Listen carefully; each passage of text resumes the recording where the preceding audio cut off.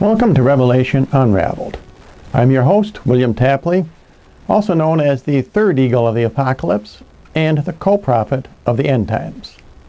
The topic for today's program is the Olivet Discourse, that is St. Matthew chapters 24 and 25, which have to do with the end times, where the apostles ask Jesus, "What will be the sign of your coming and of the end of the world?" It's important to note that these two questions are not included in St. Luke's or St. Mark's version of the Olivet Discourse. That's because the Olivet Discourse in St. Luke and St. Mark refer to the destruction of Jerusalem in 70 AD by the Roman general Titus. The Olivet Discourse in St. Matthew, however, refers to the end times and the second and third comings of our Lord Jesus Christ. Now let's briefly review the three basic rules of end times hermeneutics, that is, the interpretation of apocalyptic literature. In interpreting apocalyptic literature, you must remember that, number one, the symbolic interpretation takes precedence over the literal meaning of the passage. Number two, numerology is extremely important. And number three, you need a co-prophet to understand the interpretation of the future. Now, other Bible scholars have no difficulty in understanding Mark and Luke's version of the Olivet Discourse because those prophecies have already occurred. The difficulty comes when they try to interpret the future as described in St. Matthew's version of the Olivet Discourse.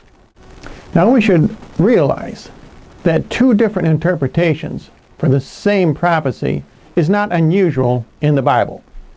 For example, in Daniel, when the four beasts come up out of the sea, in Daniel's own time, those beasts symbolized Babylon, Persia, Greece, and Rome. And the last beast, which was Rome, overtook the first three beasts. In the end times, however, those first three beasts, the lion symbolizes England, the bear symbolizes Russia, and the leopard symbolizes the United States. The fourth beast, which overcomes the first three, is the one world communist tyranny, the New World Order. Another example can be found in Daniel's vision of the ram and the goat. In Daniel's time, the two horns on the ram symbolized the Medes and the Persians, and the goat which defeated them symbolized Greece and Alexander the Great. In our own times, however, the two horns on the ram symbolize England and America, and the single horn on the goat symbolizes the Soviet Union, which will crush the two horns on the ram. Now let's take a look at verse 3 from St. Matthew's Olivet Discourse. The apostles ask Jesus, "What will be the sign of your coming and of the end of the world?" As I said, those questions are not included in Luke or Mark. Now let's read verses 4 and 5. "And Jesus answered them, 'Take heed that no man deceive you. For many shall come in my name, saying, I am Christ, and they shall deceive many.'" Now this deception, which Jesus is talking about, coincides exactly with the first horse in the book of Revelation, and that is the white horse of apostasy. In fact, we will see that the Olivet Discourse follows exactly all four horses in the book of Revelation. Now this great apostasy, which Jesus is talking about, began with the breakup of Christianity and the fall of the great star in the book of Revelation, also known as Martin Luther. Martin Luther is a precursor of the false prophet, just as Henry VIII is a precursor of the Antichrist. The next two verses reflect the red horse of war. "And you shall hear of wars and rumors of war. See that you be not troubled. For all these things must come to pass, but the end is not yet." The culmination of all these wars will be World War III. And Jesus continues, For nation shall rise against nation, and kingdom against kingdom. Now the second half of verse 7 reflects the ride of the third horse, which is the black horse of famine. And there shall be famines and pestilences and earthquakes in divers places. And then Jesus adds, now all these things are the beginnings of sorrows. The word sorrows here refers to the tribulation. Don't listen to the false prophets who say that the beginning of sorrows, that is the beginning of the tribulation, is somehow triggered by a supposed confirmation of a covenant with the Antichrist.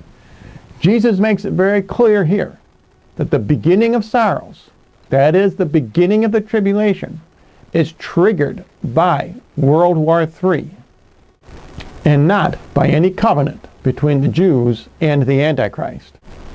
Now let's look at the 18 verses in St. Matthew's Olivet Discourse, which are divided up very significantly into a 666 pattern.